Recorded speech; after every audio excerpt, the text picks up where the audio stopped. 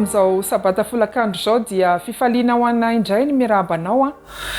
izay hiaraka aminay eto amin'ity fandarana manokana ity izay anoizantsika ny lohahevitra hoe aok'izay ny herisetra amin'ny endriny rehetra izay iarahanao amin'ny sampana miadidiny vehivavy sy ny ankizy ihany amizao sabata folakandro zao dia mirary izahay mba hita soa sy fifaliana ary fafinaretana ao amin'ny sabata mandrakariva ianao indrindra amin'ny fiarahana ny sampana miadidiny ankizy sy ny vehivavy zao. Alohan'izay dia hivavaka isika tompoko. Ranay izay ny an-danitro, mbola mamena fisaorana anao izay satria noho ny famindraponao mbola ahafahanay manohy ny fotoana amin'izao folakandro zao. Engany izy rehetra ataonay eto dia mba hanomezana voninahitra anao ihany ary ny fanahinao koa ambomba izao fotoana sy zavatra rehetra izay ataonay eto mba hifanaraka amin'ny sitraponao hatrany dia mamindrafo aminay tsirairay avy mamelany ilokay dia iray mandrakizay ny anaranao amin'ny anaran'i Jesosy. Amen.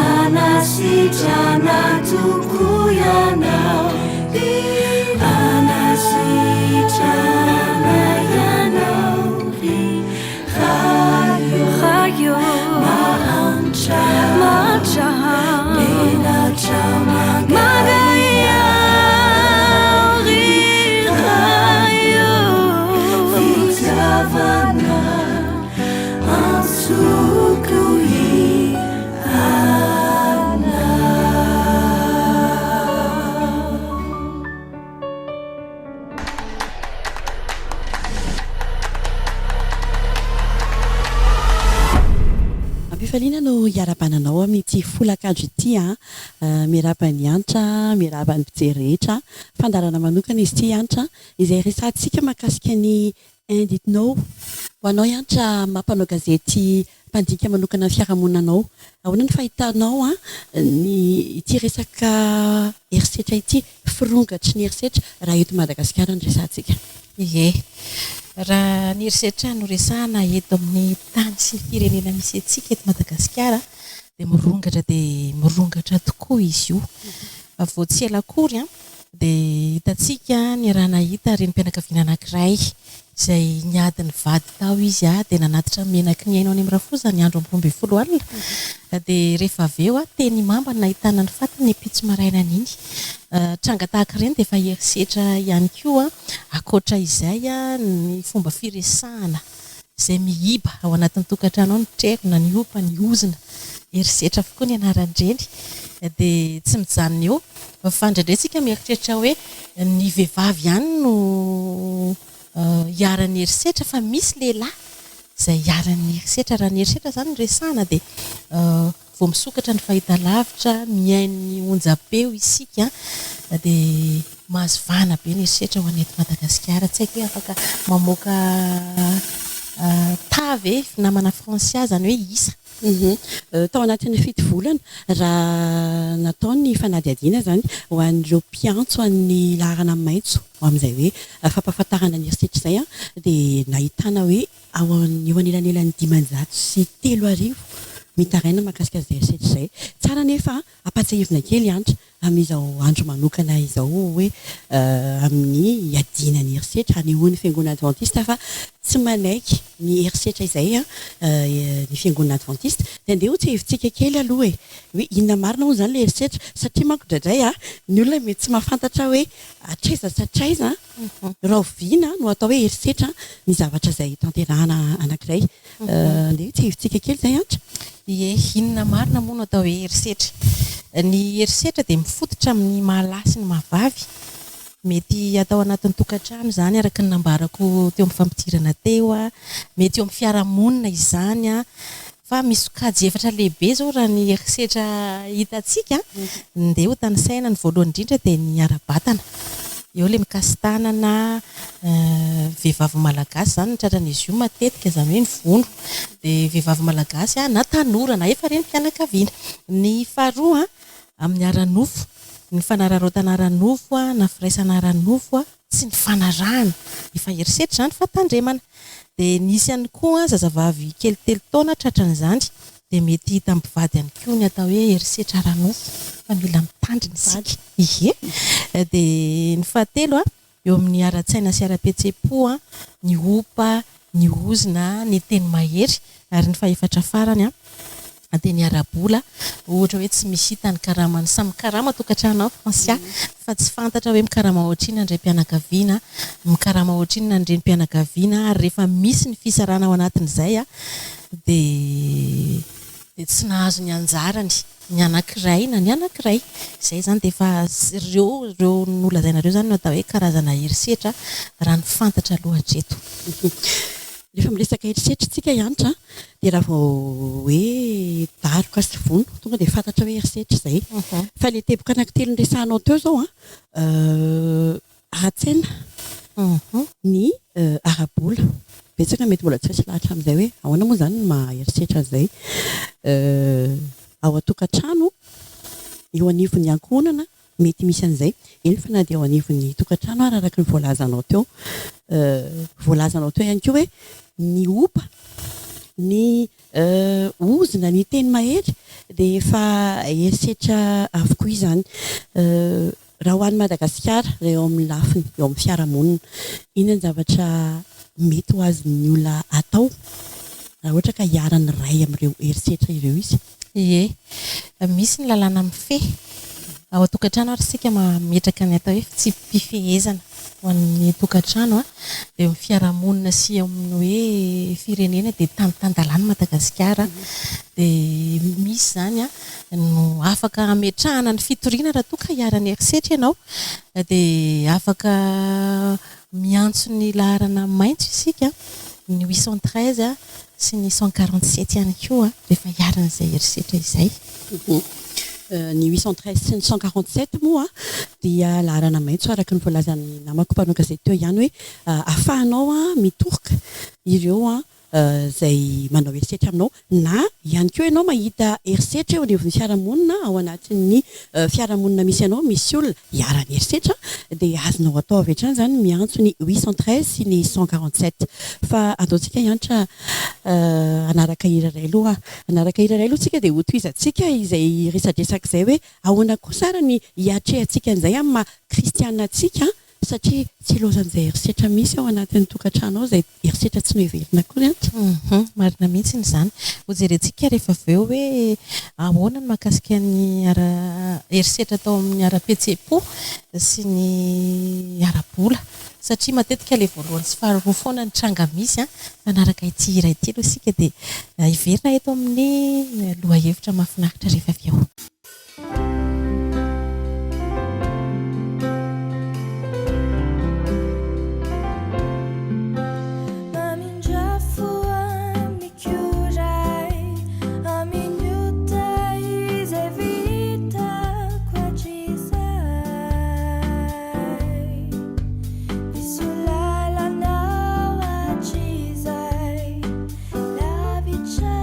Anau rai mamela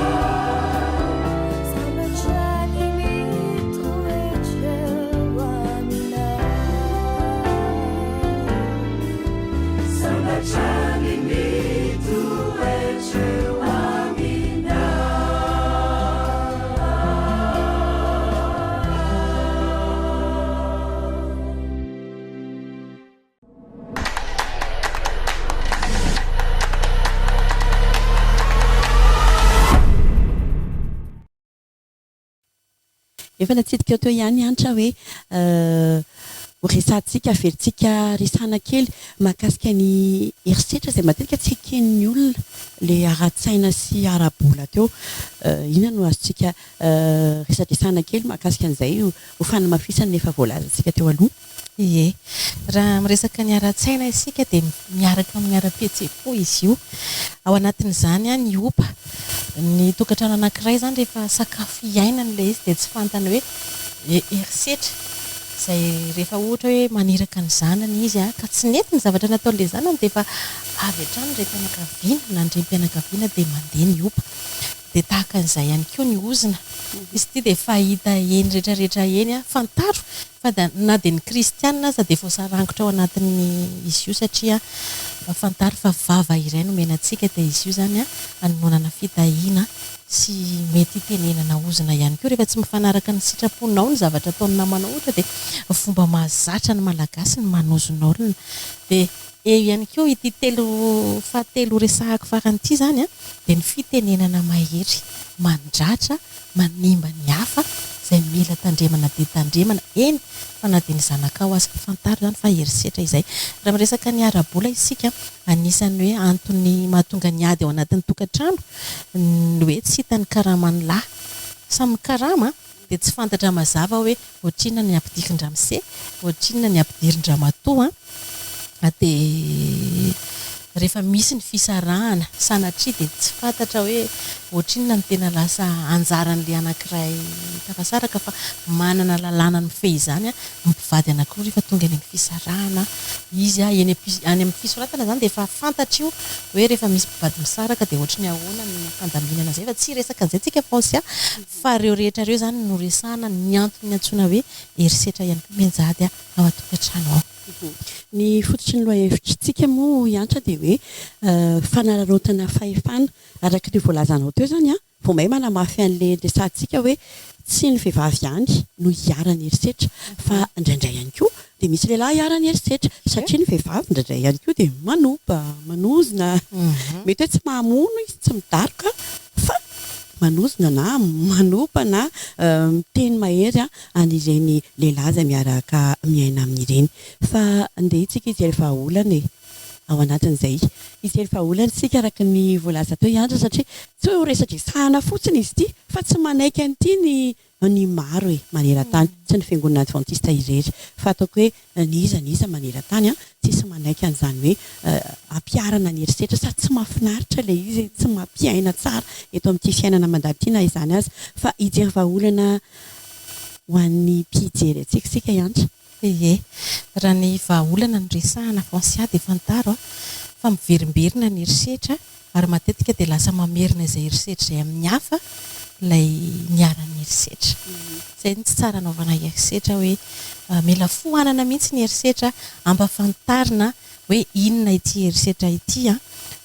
manaraka dia izao hoe tsy tsara ihany koa ny fijerena horonan-tsary misy herisetra fa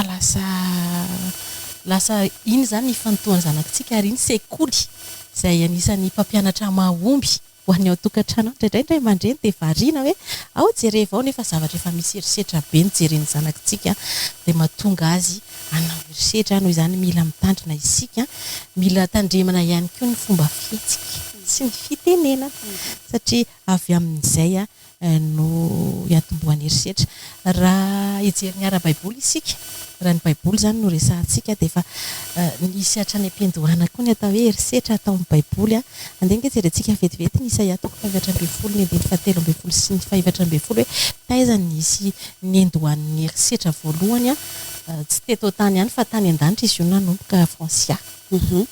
Andeha vakitsika ary Isaia 5:20 7:7 sy 5:20 izay anapopo amintsika fa efa tany an-danitra izy ity amin'ny anaran'i Jesosy ary ianao efa nanao anaka-po hoe any an-danitra no hiakarako ary ambonin'ny kitan'Andriamanitra no anandratako ny seza fiandrianako dia hipetraka eo tendrombohitra fivoriana any aparany avaratra hiakatra ho any ambonin'ny avoanan'ny rahona ka ho tahaka ny avy indrindra. Ie, hitantsika amin'izany fa mipetraka ny fitsiriritana dia ilay fitsiriritana io zany efa herisetra izy io dia lasa nanana fialonana dia rehefa nanana fialonana dia ny tombo izany dia lasa te-hakatahaka ny zanak'Andriamanitra. Dia tsy tany an-danitra ihany fa rehefa nidina teto tany mazava ho azy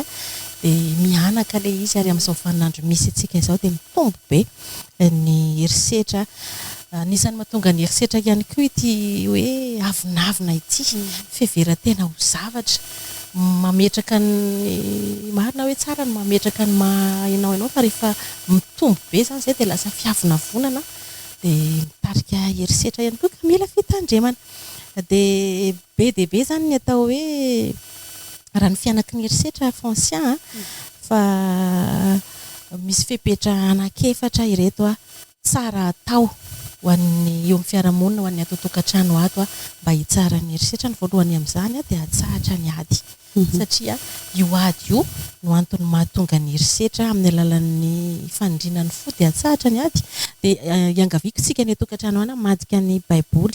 ohabolana toko 5:10 ny andinin'ny 7:10, satria mila mahay manindry fo isika, mampisahatra ny ady isika. Dia raha vao manomboka mihitsy ny ady ho an'ny mpivady anankiroa indrindra dia ilaozy aloha, satria loza ny afaran'izany. Fadina ny kiresadresaka sy ny fosafosa fa mahatonga ny ady ihany koa zany ohabolana toko 5:20 ny 2:20. Izay ny voalohany. Aleovaka itsika mihitsy antra ny toko sy andina iray ohabolana toko 5:10 andininy 7:20 izay malaky tesitra manetsika ady fa izay mahatsindry fo mampitsahatra fifandirana. Izay zany ny vahaolana voalohany. Hidirantsika avy hatrany ny vahaolana faharoa, satria efatra ilay tranga nyresantsika nakasika ny herisetra teo ohabolana toko 5:10 ny andininy voalohany. Ny famaliana mora dia mampianina ny fahatezerana mafy, fa ny teny maharary mahatonga fahasosorana. Tonga dia vahaolana nomen'ny baiboly antsika. Tsy voatery hoe miseho mahery sy miteny mahery isika vao hanana ny rary. Indraindray ny mpianakaviana dia rehefa tratry ny raritsaina avy any amin'ny alehany any anontaniana zavatra kely dia manangam-bovona hoy ny fitenenana fa aoka hiamaly mora isika, satria mila miteny mora ihany koa zany isika, mamaly mora ao tokantrano ao dia ilaina ihany koa ny manome ny vavantsika, manan-tsaina sy manam-pahalalana izay manao izany. Hoy ny baiboly ohabolana toko 7:20 andininy 7:20 hoe manan-tsaina sy manam-pahalalana izay mahay mameny vavany. Ny fahatelo jerentsika satria ny fotoana tsy hananampiry FMC vahaolana ihany izy ity. Filipianina toko 2 ny andininy 5, 4, 7. Filipianina toko 2 andininy 5, 4, 7. Aoka ho aminareo izao saina izao izay tao amin'ny Kristy Jesosy koa, izay na dia nanana ny endrika Andriamanitra aza dia tsy nataony zavatra ho fikiriny mafy ny fitoviana amin'Andriamanitra, fa nofoanany ny tenany tamin'ny nakany ny endriky ny mpanompo sy ny nahatongavany ho manam-pitoviana amin'ny olona. Jesosy mihitsy eto nanetry tena. Dia ity fialana amin'ny atao hoe ady herisetra ity zany dia mila fandinihan-tena be dia be izy ity. Ianao mihitsy no ilaina manetry tena, ka amintsika izay manaraka ny fandaharana isika ao tokantrano na amin'ny toerana izay misy antsika rehetra, dia raha toka tsy fantatra hoe izany rehetrarehetra zany ka herisetra dia fantaro fa manao herisetra isika amin'ny ataontsika rehetra, noho izany mila fanetretena. Ary ny fahaefatra farany dia manaiky ho vain'Andriamanitra. Rehefa avy manetry tena zany isika dia manaiky ho vain'Andriamanitra. Tsy ilay olona hiarany herisetra ihany mila mandefitra, fa ny rehetra mihitsy FMC amin'ny mahazanak'Andriamanitra dia mila manaiky ho tarihany sy ho vainy isika, maniry ny anome fovavao antsika Andriamanitra. Ezekiel toko 4:30 ny andininy 4:20 no hamarana antsika ny andalan-teny izay nalaina avy amin'ny soratra masina ho amin'ity herisetra ity. Ary omeko fo vaovao ianareo, ary fanahy vaovao no ataoko ao anatinareo, ary esoriko amin'ny nofonareo ny fo vato ka omeko fo nofo ianareo. Izay ilay izy rehetra raha ny fitinana dia izao hoe mila tsahatra ny herisetra, kanefa tsy maniry antsika Andriamanitra fa isika ny manapa-kevitra anaiky ho vainy. mila manaiky ho vain'andriamanitra mihitsy antsika mila hoe ao anatin'ny fotsika sy ny saintsika ao mihitsy a ny hoe tsy hanao herisetra dia raha le toetra rehetra teo ianitra dia sarotra le izy na isika rery no hiezaka hoe tsy hanao an'ireny rehetra ireny fa mila manaiky ho vain'andriamanitra isika rehefa manaiky isika hoe andriamanitra te hiova tsy te hanao herisetra efa voatanisa teo ny herisetra rehetra efa olana mahafinaritra nentin'ny soratra masina tamintsika ianitra hoe manaiky ho vain'andriamanitra dia izay ny andrasana amin'ireny mpianakaviana indray mpianakaviana fa antsika rehetra ihany koa izay manaraka ny fandaharana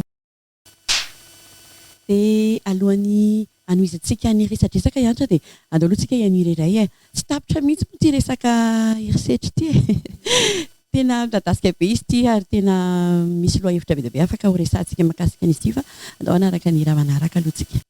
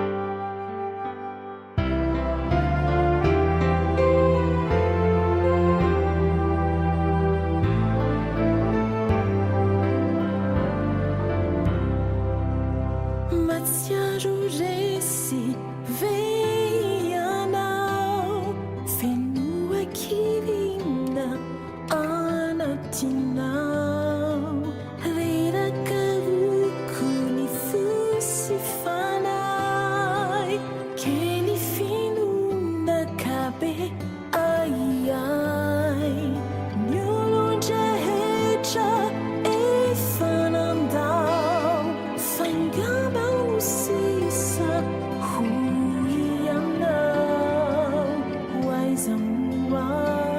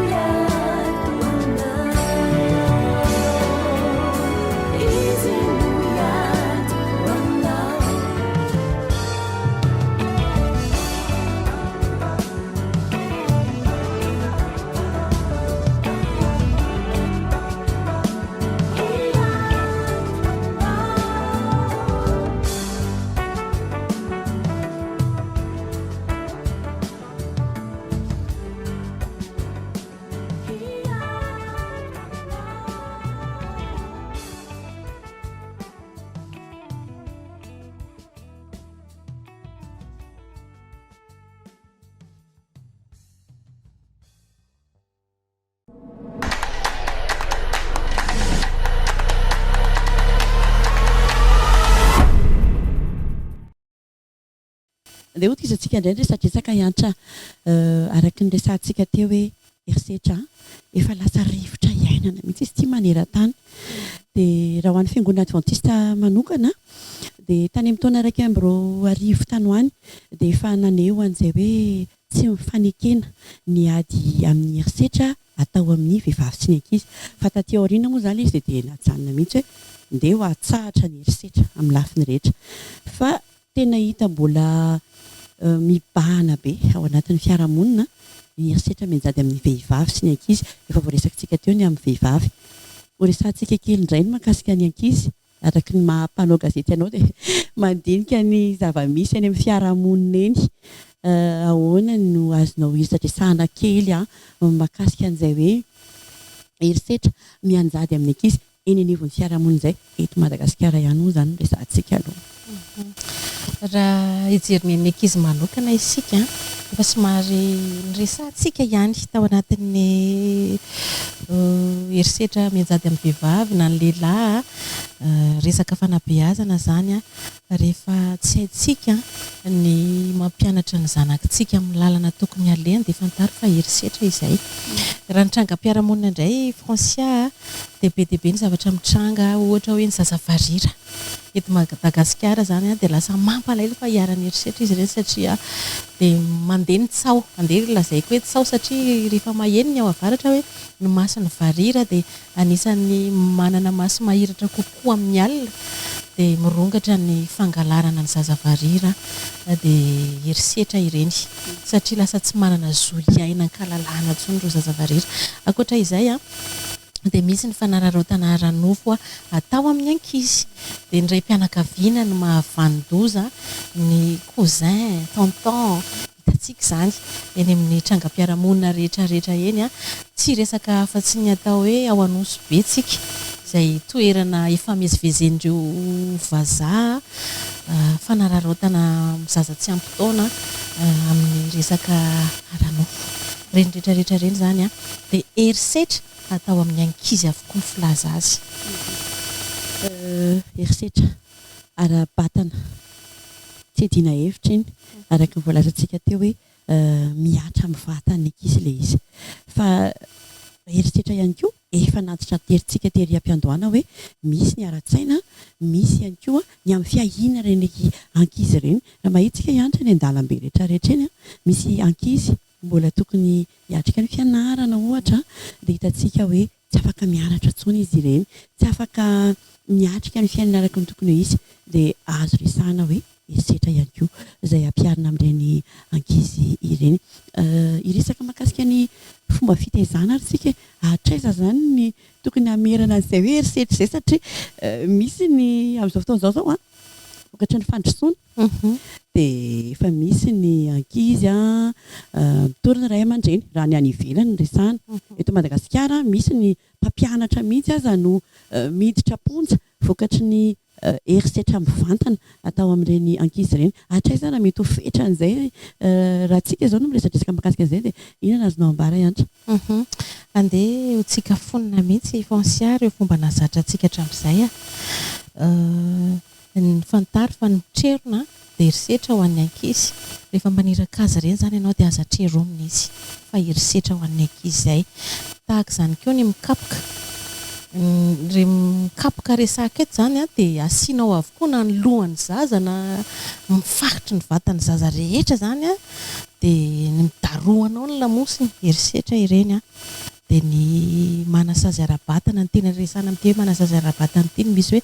tena misy ray aman-dreny mahavita mihitsy rehefa misorena amin'ny zanany izy dia tsy omeny hanina ny zanany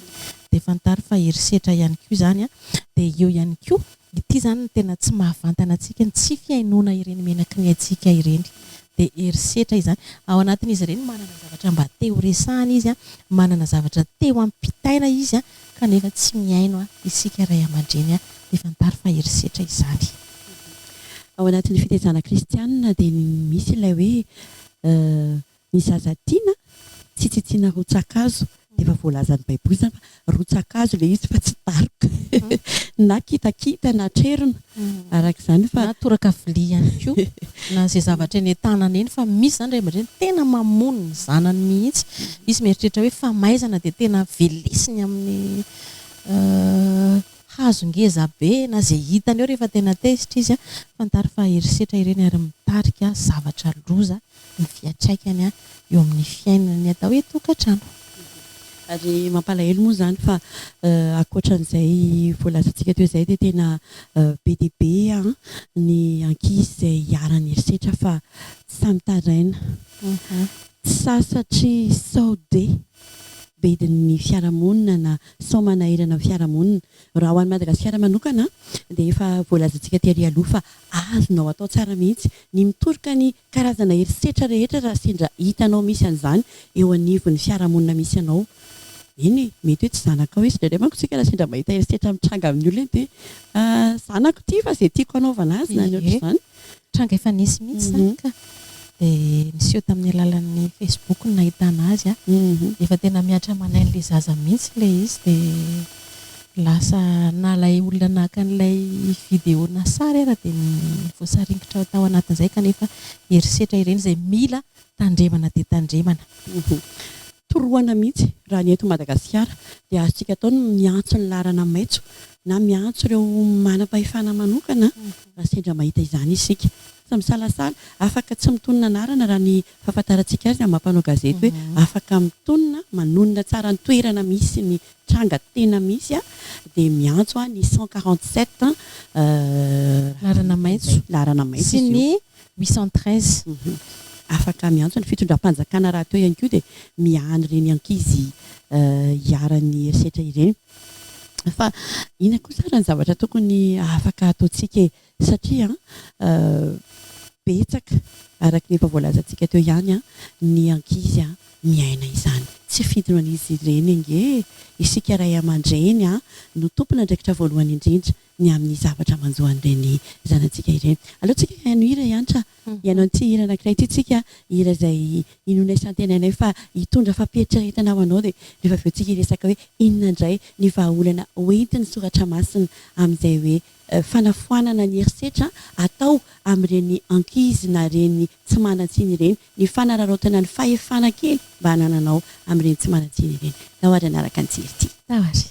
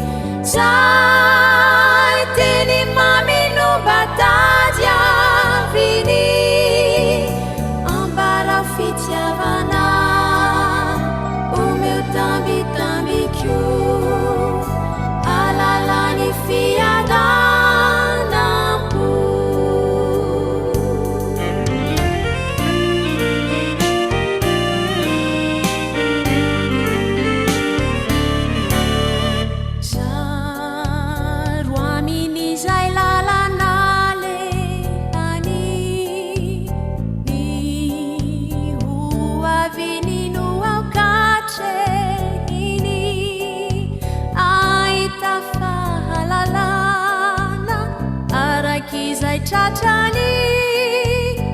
ovoaharo amin'ny aretinizy tsarony ireo kapokano niditrany dada sy neny no miara-miteny satria zanakatina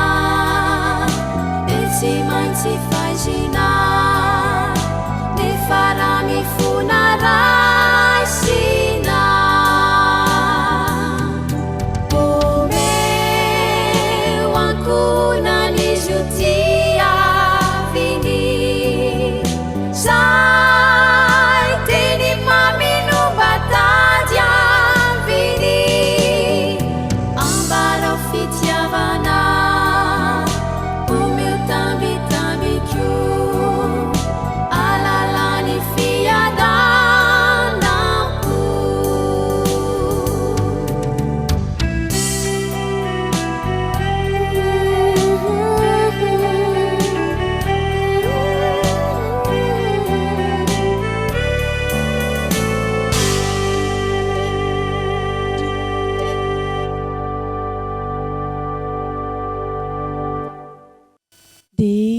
Antsika dia ho faraparanantsika iantra ty resaka mahakasika ny erisetra ty erisetra menjady amin'ny ankizy monina no izantsika azy teo ny fanararotana fahefana amin'ireny olona izay everinao fa mety ambany kokoa no ianao fieveranao zay fa tsy voatery hoe ambany no ianao koa ry ny olona iny satria manana ny maha-izy azy izy manana ny maha-olombelona azy izy dia izay indrindra no isiny ady amin'ny erisetra manerana an'izao tontolo izao satria manana an'izao maha-olona avokoa na ny ankizy na ny vehivavy na ny lehilahy ny olona rehetra mihitsy iantra ao anatin'izay tsara ho fantarina ihany ny fansia hoe ny ankizy tamin'ny andro teo aloha sy ny ankizy misy amin'ny andro ny vanim-potoana misy antsika dia tsy mitovy mihitsy satria ny fahalalana zareo zany efa lasa lavitra ianao ray aman-dreny variana mety hoe mitady vola fa izy dia afaka manitatra ny fahalalany noho izay mila mitandrina be tsika amin'ny fomba fitaizana azy satria raha ho an'ny any Frantsa fotsiny izao ny any am-pianarana dia eny efa miatra eto Madagasikara ihany koa tsy afaka kasihan-tanana ny ankizy fa afaka mitory izy raha toa ka hiaran'izany dia mahazo vana izy io any ivelany any satria rehefa kapohana ny zaza dia mikikika be izy dia tonga ny manodidina azy dia mitory dia tonga ny manam-pahefana dia mety azo sazy ianao ray aman-dreny kanefa ao anatin'izay tsy azo hidivirana ny tenin'Andriamanitra izay voalaza amin'ny ohabolana toko 12:20 andenge hovinakitsika indray mandeha ohabolana toko 12:20 zaro amin'izay lalana tokony alehany ny zaza ka na rehefa antitra azy izy dia tsy hiala amin'izany ny fanazarantsika ny fitenenana mora ho tokantranao ny fanazarantsika ny atao hoe fahaiza miresaka ihany koa zay manko ny zavatra sehatra tsy ampy satria ny ankizy amin'izao zany dia efa mahay eo amin'ny tontolony atao hoe lasa lavitra amin'ny ireo fahitalavitra ny telefona ny tablette dia mahalala ny zoany izy fa indraindray sika ray aman-dreny no taraiky kanefa raha tiatsika ny anana taranaka vanina sy olombanina dia tsy miala amin'ny tenin'Andriamanitra isika hoe zara amin'ny lalana tokony alehany zaza fa na dia antitra izy dia tsy hiala amin'izany ampianaro ny ankizy ao tokantrano ao ny tenin'Andriamanitra fa manana tombony lehibe isika ray aman-dreny raha toa ka manana an'izay dia ny fahaiza miresaka ihany koa andeha atao namana ny zanakitsika ataovy namana resan matetika izy ireny dia ho hitantsika fa hanana tombony isika ary hanana vahaolana ny atao amin'ny hoe fiadivana ny erisetra anisany hitako ihany koa ary fantatra anatin'ireny boky mampianatra mahakasika ny fiarahana amin'ny tanora ireny antra fa raha tianao hiaino anao ny zanakao dia manokana fotoana ho azy zany mihitsy miaino rehefa zatra miaino azy ianao dia azo antoka fa hiaino anao koa izy satria ny ohatra izay hoentintsika lehibe ihany no entin'ireny zanantsika ireny dia fameno amin'ireo lohahevitra izay fandraisantsika tery aloha ihany hoe mba hanafoana an'izay erisetra izay dia mila ny fanovan'Andriamanitra na isika ray aman-dreny na isika tanora ankizy ihany koa dia mila an'izay hoe faniriana te hiova izay antra zay mihitsy dia antitra terina hoe ny fitenenana fa rehefa manao an'Andriamanitra olo-olarana ny atao tokantrano ato tsy tara raha zao isika fanapa-kevitra dia anampy antsika amin'ny zavatra rehetra izy dia hiala ny herisetra ary atsahatra mihitsy dia moa izany ny faniriana hoe ny didi-jado na ny fahefana kely ananantsika na ray aman-dreny zany na reim-pianakaviana na reim-pianakaviana dia ajanona satria tsy hitondra soa ho an'ny tenantsika aloha voalohany indrindra dia ho an'ireo manodidina antsika ihany koa. dia izay no mamaraparana ny resadresaka ny rahanay sy antra tamin'ity folakandro ity inona sy antenaina fa nitondra hevitra ho afahanao manatsara ny fiaina tokantrano ny fiaina mpiaramonina ireo resadresaka izay nentinay teto izany akory tsy midika hoe izay efa mahay be an'ilay izy miara-mianatra isika miara-mitombo isika dia mba ho voninahitran'Andriamanitra trano ny fiainantsika ho tokantrano sombin-danitra ny tokantranontsika tsy vitantsika rehetra izany fa mila an' Jesosy sika mila ny fanovan'Andriamanitra isika mba ahafahantsika miaina tsy misy erisetra satria any an-danitra tsy misy erisetra ie dia ankasitrahantsika ihany koa ny namana teknisiana izay nampita ny sary tamintsika rehetra na tato tokantrano zany na mitoerana nadraisantsika izao fandarana izao ankasitrahana ny namana fansiara kotsavy sotrapezaka ny antra rahajanary malala dia milarisoantsika rehetra amin'ny manaraka indray veloma tompoko.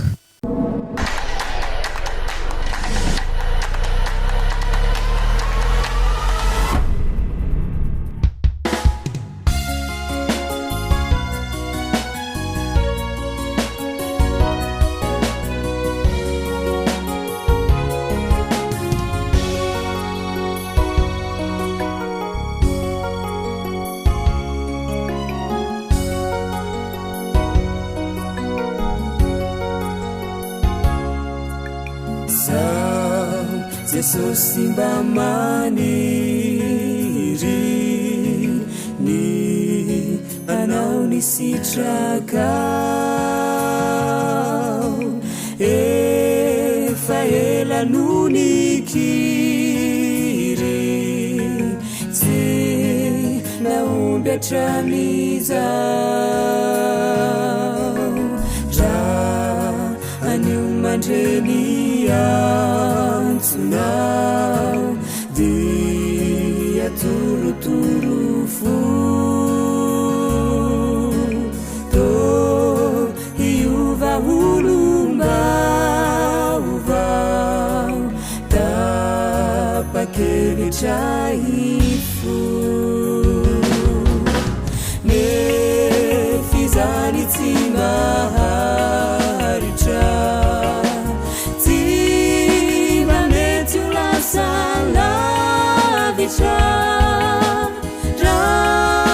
rapitsu deinzai numalikunu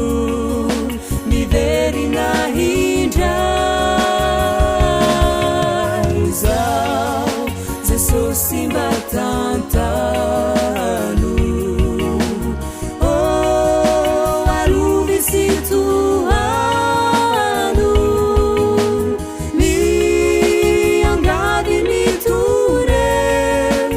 Sosio vunzeu, tizandi não vunzeu.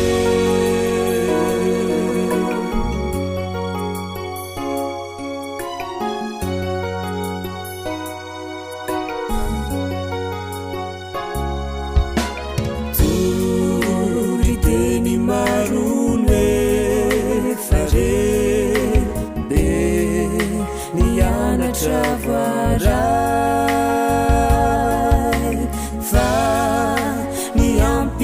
Shireniane de tosarutratia vau mandrusindrai mandingana we anarakana dia indro favofi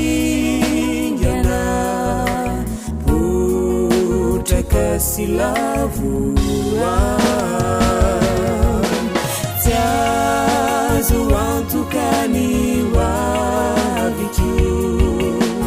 sisi antenainanyamiku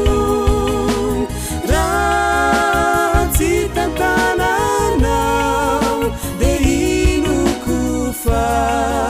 tsy hotafita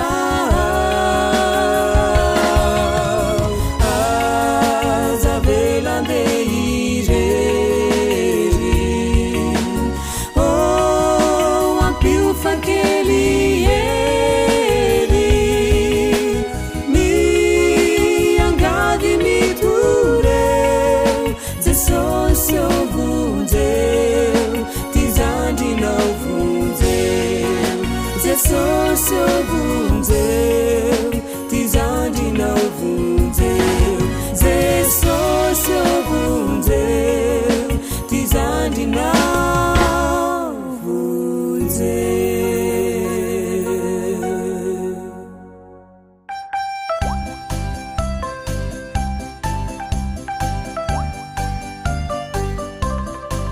He's got the whole world in his hands. He's got the whole world in his hands. He's got the whole world in his hands. He's got the whole world in his hands. He's got you and me, brother,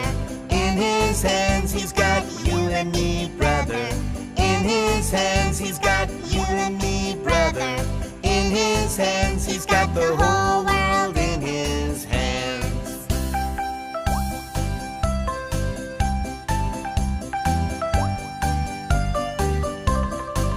He's got you and me, sister, in his hands. He's got you and me, sister, in his hands. He's got you and me, sister, in his hands. He's got the whole world in his hands. He's got the itty bitty baby in his hands. He's got the itty bitty baby in his hands. He's got the itty bitty baby in his hands. He's got the whole world in his hands.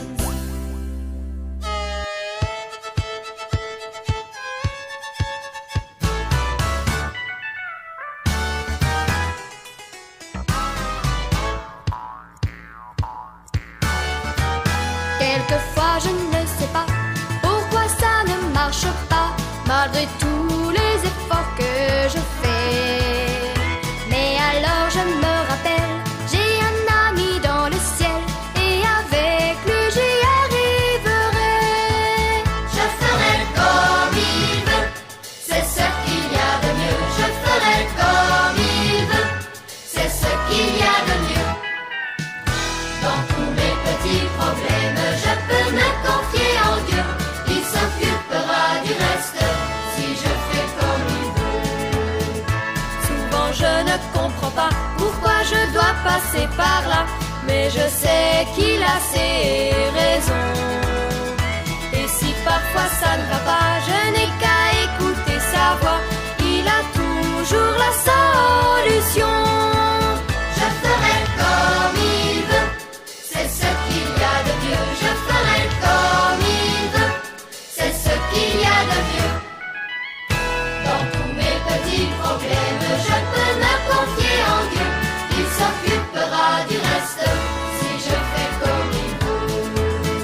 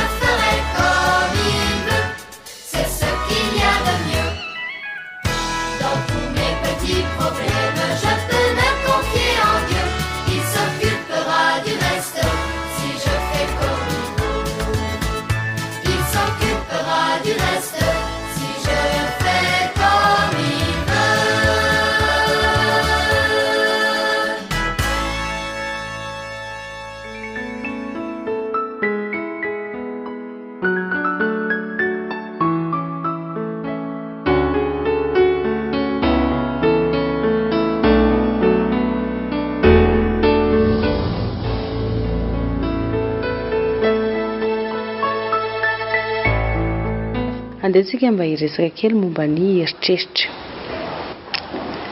Ny eritreritra dia mitondra vokatra eo amin'ny fiainana. Ny eritreritra ratsy mitondra vokatra ratsy, ny eritreritra tsara mitondra vokatra tsara. Misy olona zao mieritreritra hoe vao mifoy ratsy be ny andro. Raha zany no eritreritinao vao mifoy dia vao mitsidika eo am-baravarankely ratsy be ny andro. Dia vao misy zavatra mitranga dia io ary ilay niteneniko. Dia misy zavatra hitanao hoe mamingamingana anao zany eo amin'ny fiainana,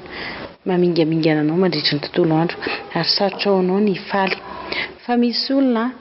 manana fanandramana tsara eo amin'ny fiainana izay tiako hisintomana anao. Raha vao miratra ny maraina dia andro vaovao saotra n'Andriamanitra. Afaka hoe atombony amin'izay fisaorana izay sy fankasitrahana izay ary atombony amin'ny alalan'ny fiterana ty andro vaovao androany ty. Dia foy izy dia ohatra hoe misy zavatra tsy dia mety loatra eo amin'ny ohatra hoe vao miditra izy, ohatra hoe vao tonga zany ny andro vaovao dia vao manomboka mivoaka ny avelan'ny trano izy ao aorianan'ilay vavaka sy fifaliany teo dia avy ny orana dia izy pitipitika izany tsotran'izany mahafinaritra indray izany filatsaka ny fitahiana izany. Dia mahatsiaro sambatra izy. Aty amintsika tanàna tena mahasambatra misy ty Madagasikara ty. Raha avy ny ririnina tsy mba mivaingana ty zany ny lanezy hoe manimba zava-maniry, ary raha avy ny fahavaratra tsy mba miteraka olana be, tena hoe olana be hoe tsunami ohatr'izany. Mahafinaritra be. Ary raha avy koa ny hafanana tsisy hoe mitsongoka zany ny tendrombohitra dia lasa rika eran'ny tanàna. Mahafinaritra be. Azo trandrahana mampifaly zany hoe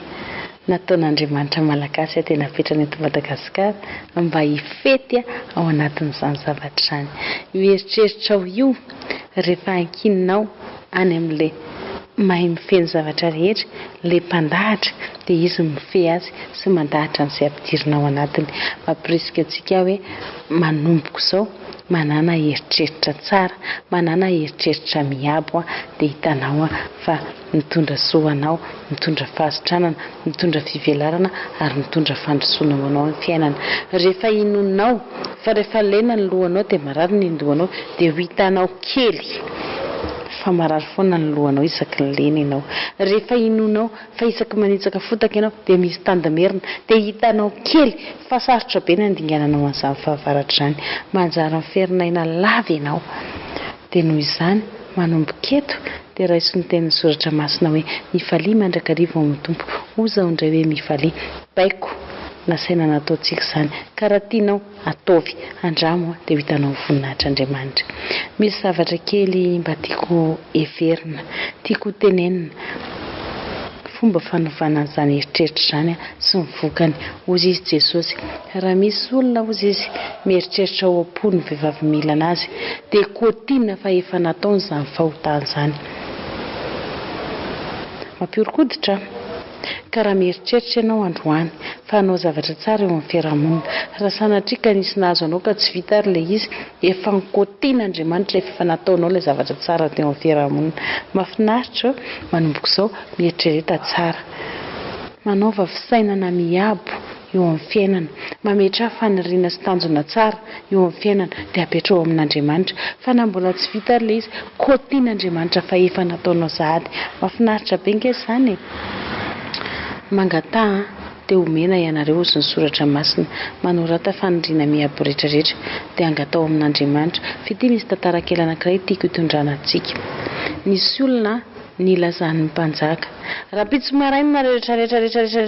eto amin'ny fanjakako dia afaka manantona ana daholo, milahatra tsy maninona. Dia izao angatao daholo izay tianareo angatahana fa omeko anareo izany.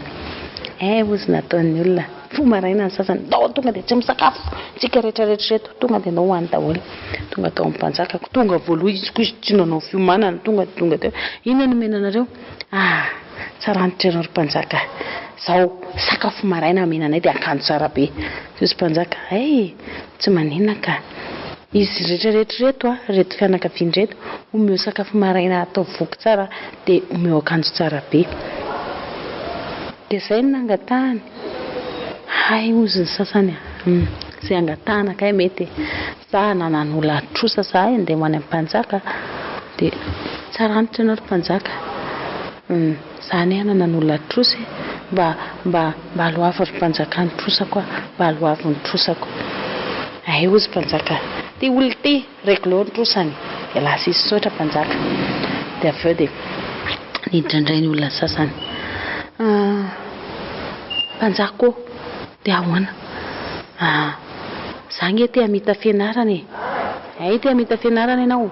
ito olona ito te hamita fianarana reglô daholo ny compte momba an'izany asisonakany sotra mpanjaka dia avy eo miditra ihany ny hafa dia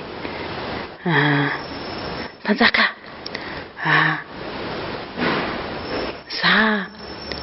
za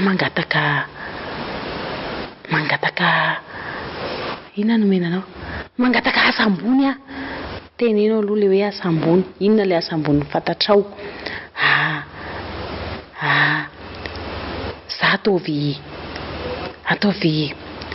vola piaradia aminao dia za mitondra anao rehefa misy andehanana ay ozy mpanjaka tsy maninona afaka ekeny zany dia nalefa tany izy zany karakarao momba anazy fa zay le izy ay sotra mpanjaka falifaly ery za zany miaraka amin'ny mpanjaka rehefa misy andehana amin'ny mpanjaka dia tsy maninona fa za mitondra mpanjaka tsara nge zany fa rehefa nanomboka toandro amin'izay ny andro nanomboka reraka ny olona rehetrarehetra dia ozy izy le olona niditra avy any tsara nitra ianao ry mpanjaka inona ny fangatahanao za mpanjaka za mangataka hoe mba hanamboaranao lapa tsara tareha asianao fanaka tsara tareha asianao sakafo betsaka za zany te hitondra ny namako miaraka mihinana amiko ao amin'le lapa tsara taremenao anahy tezitra manko mpiambina anankiray tia ve zany hoe nangatana tsara amin'izay rangatea dia ohatrany tsy milamina dia ozy izy mpanjaka tsy izay ianao nalala tsara ny fangatahako hoe androany izay fangatahana rehetra tonga eto dia ataoko hatramin'ny sangananao izay elabe izay teto tsy mbola nangataka zavatra tamiko ianao na nkely ary ka anjaran'izao mangataka ala ho izy iteny dia asiana piscine eo tokotanin'ilay lapabe tapahan'ilay anankiray ihany tena tafahoatra mihoatra mety mihitsy avela ho izy iteny dia asiana tokotany misy hazo fihinam-boa dia asiana malomaloka afaka hipetrapetrahana dia asiana tomobile eo tokotany dia misy parking dia asiana zaridaina mahafinaritra dia izay ny fangatahanao ny tompoko izay mpanjaka ny fangatahako sao izy ihany nafantatra ny valeur amin'ny mampanjaka anahy izy ihany nafantatra an'izay mandehana ataovy amin'ny arak'izany fangatahany rehetra izany afaka manao fanamarihana izy raha misy tsy tiany amboary ataovy amin'ilay tiany fa izy nanome voninahitra amin'ny mampanjaka anahy indraindray tsika malahelo mahita ny fiainan'ny hafa mandroso ianao indraindray mahakany toeran'ilay olona teo anilan'ny mpanjaka hatrizay za efa mivavaka foana tao amin'ny fiangonana za efa zanak'Andriamanitra foana fa maninona demandinao tsy alefanao any amin'Andriamanitra fa rehefa mahita ny olona mangataka zavatra lehibe ianao dia sa mangataka zavatra lehibe dia tady hafahafa fijery ianao io Andriamanitra ny teny hoe aza mitsiriritra io tany amin'ny testamenta taloha no nanao dépense izy taty amin'ny testamenta vaovao hoe za tonga nanany fiainana raha nanany be dia be dia natao an'ilay dépense io no miteny hoe mangatah dia omena ianareo fa zany mangataka zany no omena dia amin'izay tsy mitsiriritra ho vao ny fomba fijery manomboka eto aza mialina ny hafanahazo na mitsiriritra ny hafa mandroso fa mangatah aza mijanona fotsiny eo anilan'ilay mpanjaka hoe za efa zanak'Andriamanitra za efa ato an-dapan'Andriamanitra za efa ato an-tranon'Andriamanitra efa tsy izany zao ny zavatra misy ho vao ilay fomba fijery rehefa manova ny fomba fijerinao ianao ka manova ny fomba fangatahanao dia omen'Andriamanitra anao izay nangatahanao fa raha zao foana ny angatahanao hoe omeo anay anio ny anona sahaza ho anay omeo anay anio ny anona sahaza ho anay omeo anay anio ny anona sahaza ho anay dia mahaiza misaotra fa mahazo anona sahaza isan'andro dia mahazo anona sahaza isan'andro dia mahazo anona sahaza fa rehefa novanao le fangatahanao dia hovan'Andriamanitra koa ny fitahina ka izy izay vonina mianao ny fiainana mandrakizay manomboka eto izy izay mandray an-tanana no avinao azana fenanao ny fanirinao Andriamanitra laza ho aminy amin'ny atsipiriany izay zavatra tia nomenanao dia miova ny fiainanao manomboka eto satria natolony teo amin'ny hazofijaliana ny ainy natao sanda ny zavatra rehetra homenanao za ozy izy tonga nanany fiainana ary nanana fiainana be dia be raha ny fijerintsika ny olona manao fiainana eto ambonin'ny tany manana fomba fiaina hafa mihitsy afaka manome izay tia nomena afaka mandeha any amin'izay tia ny aleha na hoany ianao tsy hangataka amin'Andriamanitra hanova ny fiainanao izay efa nanomana ho anao lehibe kokoa noho ny eto dia fiainana mandrakizay azonao angatahana dia ny eto izany andramory namako mangataka amin'Andriamanitra izay ilaina eto dia ny vahaolana rehetra ilaina sy ny fitaovana rehetra ilaina ary ny zavatra rehetra ilaina ho ampandrosoana ny voninahiny ao anatinao ho ampandrosoana ny famitana ny asany eto amin'ity tany ity fa rehefa vita izany dia ho afaingana izy misy zavatra kely tiako ity ho zaraina amintsika ho fanovana ny fomba fijerintsika indraindray izay ao anatin'ny saintsika ihany no tiantsika ao anatin'ny sain'ny hafa tsy izany ny sitrapon'Andriamanitra indraindray izay faniriantsika izao ihany no lazaintsika fa lahatr'Andriamanitra raha ilay Andriamanitra no Andriamanitra ao anazy ny tany izay rehetra eo aminy anazy ny volamena sy ny vato hatrany ambanin'ny tany ka hatraty ambony misy zavatra mahasanganehana ny anambarana hono fa manan-karena amin'ny firenena anankiray ny anambarana fa manan-karena amin'ny firenena anankiray ozy ireo any amin'ny tany mandroso dia tsara be hono ny WC dia tsara be ny dozy dia tany manan-karena io tany io fa raha makany an'izany France izany tsika sady kely izany ny tsisy harenakibon'ny tany ao aminy nefa lazaina fa tanàna manan-karena izy ny fanovana toe-tsaina ny zava-dehibe ve izany ny atao hoe manan-karena tsara be ny dozy dia tsara be ny WC raha eo am-panamboarana ianao izany izao dia mitsotra anao anamboatra ny tsara ary raha ratsy ny ianao dia soloy fa manomboka ato ny fiovana fa rehefa tsara manaiky an'izay ianao ato dia hovanao tsara izany dia ianao ilay manan-karena teniny eto ny zanak'Andriamanitra dia tompony eto amin'izao tontolo izao miaraka amin'Andriamanitra mpiara-mandova amin'ny Kristy aoka mba hanome voninahitra ny Andriamanitsika tsika fa tsy tsika ilay olona ilay miafy be eo amin'ny fiainana satria hiara-mandova amin'ny Kristy manomboka eto ny fifaliana miaraka amin'Andriamanitra tompony zavatra rehetra ary ny zavatra rehetra dia raha ny manana aminao izay tsy ampitambazaniny fa ozy izy hoe mangatà dia homena noho izany ny fanirianao dia apetrao amin'Andriamanitra tianao hivavaka ve ny ankonanao apetrao amin'Andriamanitra izay faniriana izay tiako hivavaka dada tiako hivavaka neny tiako hivavaka ny vadiko tiako hivavaka ny zanako apetrao amin'Andriamanitra aloha ilay faniriana dia hananasa fivelomana matotra ve ianao apetrao amin'Andriamanitra aloha ilay faniriana fa zao ny zavatra rehetra apetraka ao aminy dia izay ihany no angataonao dia izay no valiany fa tsy miangatra io Andriamanitsika io raha ilay Andriamanitra ny Andriamanitra ao ny mpanjona raha mahita hoe mamintana eo amin'izay toerana hamitananao ianao no mahazo ka raha te ahazo atsantsa ianao tsy any amin'ny ranomamy ianao ny anjono atsantsa mila fanovana toe-tsaina izany tsy mahazo atsantsa any amin'ny ranomamy tsika raha te ahazo volamena ianao tsy eo an-tokotany ianao ny angady volamena fataro ny toerana tokony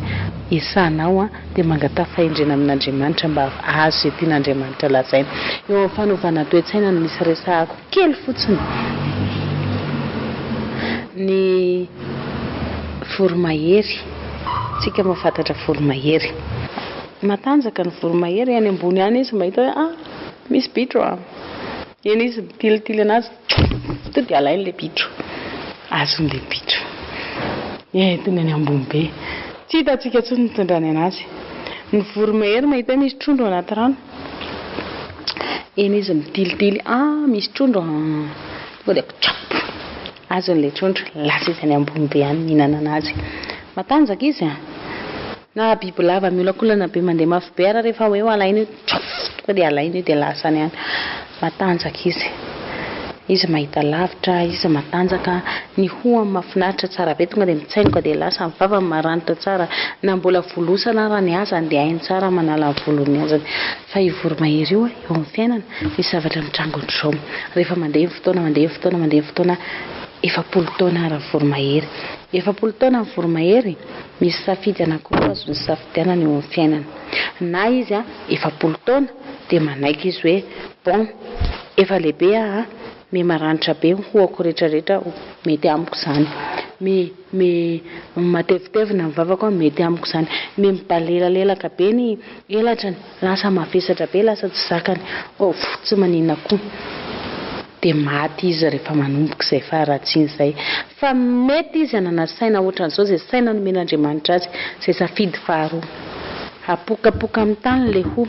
dia endahana, apokapoka amin'ny tany ilay vava dia endahana, dia sosotomana daholo ilay volomahery rehetrarehetra dia endahana, dia miboridana be ohatran'ilay akoho miantona any an-tsena, boridana any anaty haram-bato be any. Mandalo ny rivotra efina, mandalo ny masoandro efina, tonga ny zavona efina, dia maniry indray. Misy elatra vaovao maniry, volo vaovao maniry, hoho vaovao maniry, vava vaovao maniry. Izay natao tao anatin'ny fangiry firiana mihitsy ny fanalana an'ilay voalohany, ary ny heretana ny rehetrarehetra mihitsy ny andrasana anazy aniry.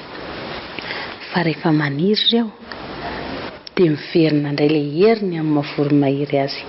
matanjaka teo aloha, ary mbola manana 20 taona izy ahafahana miaina indray. Mananatra antsika ao anatin'ny zavaboary Andriamanitra, mananatra antsika amin'ny alalan'ny zavaboary Andriamanitra. Ny biby lava dia mety miofo, ny kadradraka dia mety miofo, ny fanday mety miova lolo. Ao anatin'ny fangiry firiana tanteraka ny aretana ao anatin'ny fahanginana an'izany fiovana safidy izany, enao koa androany. Natolotr'Andriamanitra ny ainy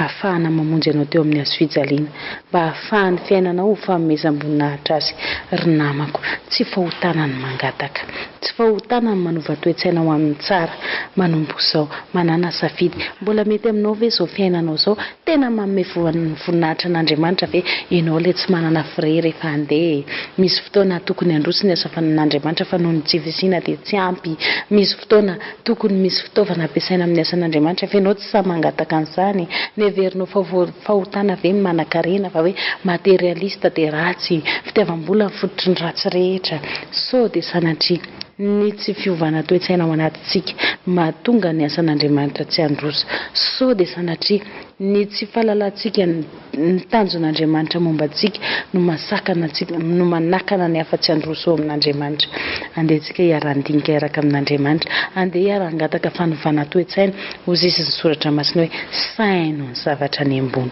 Inona ny ambony kokoa noho izao misy azy ao, ary inona mendrika an'ilay fahamboniana izay hitondrana rahatra izay? Maninona mora ho vako ty? Andeha apetrakintsika amin'Andriamanitra izany saintsika izany manomboka izao, mba hisaina ny zavatra ny ambony, me ambony, me ambony, me ambony, me ambony, mandra-pahatonga antsika ny amin'ilay tena ambony. Maniry raha manomboka izao isika dia hanomboka handray izay fiovana izay hoe na dia marary raha manongotra an'ilay hoho, ka marary koa manatotatota amin'ny vato amin'ilay vava mba mahazo amboarina indray. Ho apetrakintsika ny amin'Andriamanitra ny famoronana vaovao, fomba fisaina vaovao. Hoy izy hoe aza manahaka ny fanao izao tontolo izao fa miova ny fanavaozana ny saina. Andeha ho raisitsika isan'andro izany, ovao ny saiko Andriamanitra, hamatarako ny sitraponao eo amin'ny fiainako, ary izay sitrapon'Andriamanitra izay no hanesika antsika andeha amin'ny fahatsarana, haniraka antsika andeha amin'ny fisainana ambony, ary hanampy antsika handroso. Ry namako, miangaha, mandrosoa, manohiza, mandrese, andeha ary ianao faly amanasanao anandrana izany fiainana vaovao izany indray. Makasitraka indrindra mirahasoa anao. Voninahitra n'Andriamanitra ny asehony eo amin'ny fiainanao. Amen.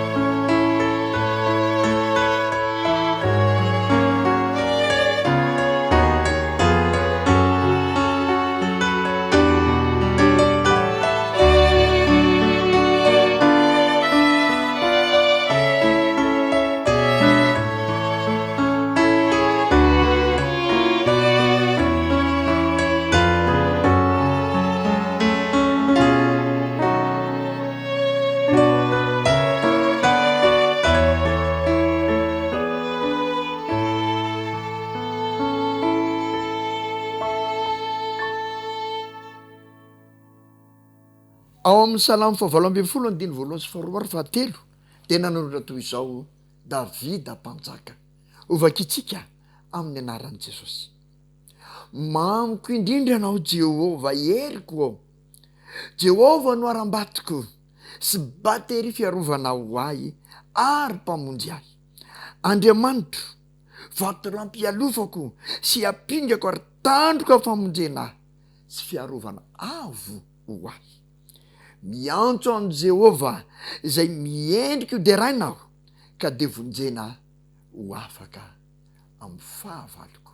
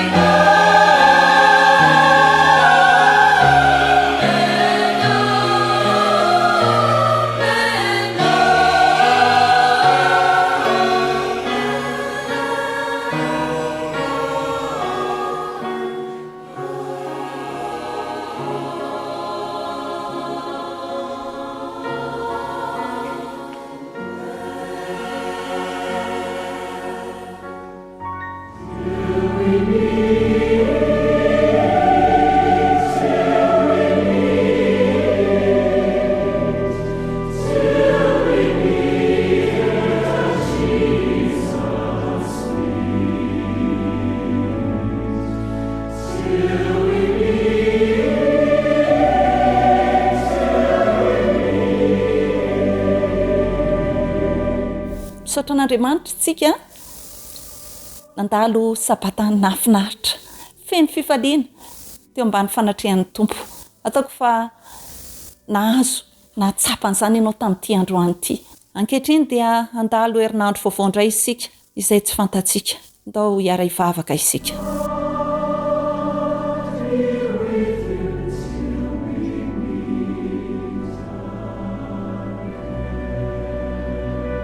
Andriamanitra tsara indrindra misaotra noho ny fitiavanao anay tratrity anio Sabata Hariva ity ka tanay amelany elokay ary indrindra metrahanay indray ny herinandro vaovao izay tsy fantatray mino anefa fa hiaraka aminao zahay dia andresy mandrakariva saotra Jesosy io amen.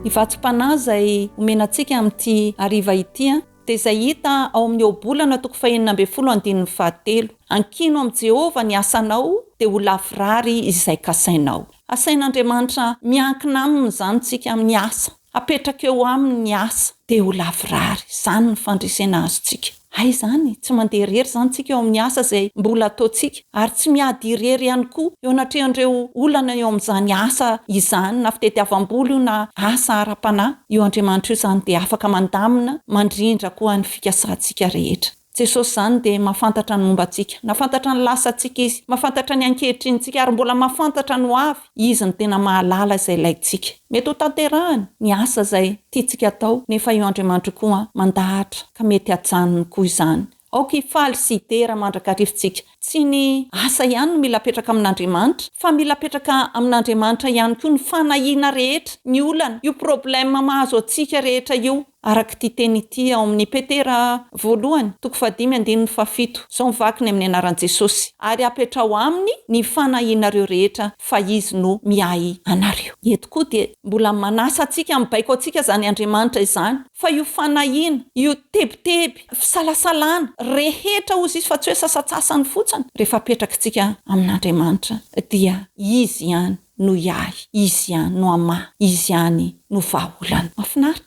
Mafinaritra miaraka amin'Andriamanitra satria tena manana fiadanam-po zany tsika rehefa mametraka tanteraka ny fanahintsika amin'Andriamanitra. Ahoana reny fanatanterahana an'izany apetraka fotsiny dia ankinina fotsiny ve araka ny teny ao amin'ny Matthieu 9:7 dia asain'Andriamanitra mikatsaka isika araka ity teny ity hoe katsao aloha ny fanjakany sy ny fahamarinany dia hanampy anao izany rehetra izany. Voalohan-daharana eo amin'ny fiainanao ataovy Andriamanitra. Voalohan-daharan'Andriamanitra mila ny fanjakany sy ny fahamarinany aloha no katsahana voalohany. Ahoana izany hoe mikatsaka izany? Dikany hoe mikatsaka dia ataovy alohan'ny zavatra rehetrarehetra, alohan'ny sakafo rea, alohan'ny fampiretanafo, alohan'ny karakarana ny vady aman-janaka dia atombohy amin'ny vavaka ny andro iray. Vavaka no anombohany tontolo andronao. Aza manao ninninona mihitsy aloha raha tsy avy mivavaka mifandray amin'ilay tompo mahay ny zavatra rehetra sy mpamorona izao rehetra izao. Akaro matetika any amin'Andriamanitra ny vavaka azo atao mangina izany. Mandritra ny asa aman'andraikitra izay tanterahanao mandritra ny tontolo andro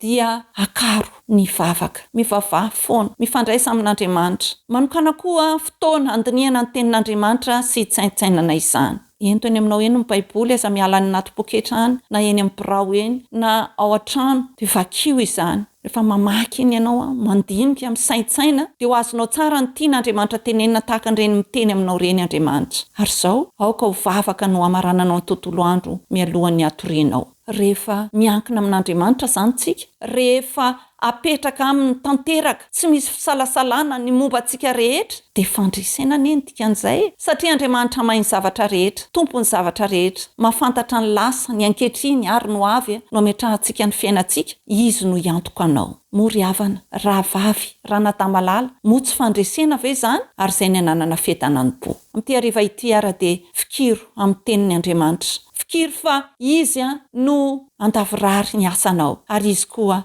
no iahy atsika amin'ny asantsika ary atateraka ny fikasana. Manasanao mba anandrana izany fiainam-bavaka izany teny fanaovana an'Andriamanitra lohalarana eo amin'ny fiainanao araka ity teny ity hoe andramo ka izaho fa tsara Jehova andao hivavaka isika rehetra.